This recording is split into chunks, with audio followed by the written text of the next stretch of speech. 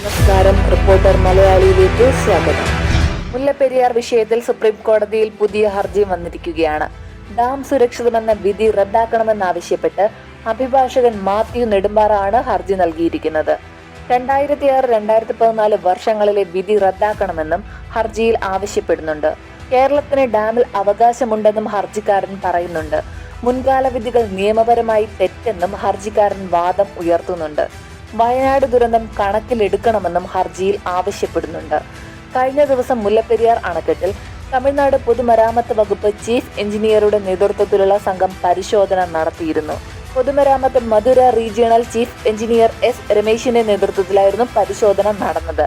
കേരളത്തിൽ മഴ ശക്തി പ്രാപിക്കാനുള്ള സാധ്യത കണക്കിലെടുത്ത് അണക്കെട്ടിൽ ജലനിരപ്പ് ക്രമാതീതമായി ഉയർന്നാൽ സ്വീകരിക്കേണ്ട മുൻകരുതൽ നടപടികൾ പരിശോധിക്കുന്നതിനും തമിഴ്നാട്ടിലെ ഉദ്യോഗസ്ഥർക്ക് നിർദ്ദേശങ്ങൾ നൽകുന്നതിനുമായിരുന്നു സന്ദർശനം നടത്തിയത്. കൂടുതൽ വാർത്തകൾക്കായി ഈ ചാനൽ സബ്സ്ക്രൈബ് ചെയ്യുക.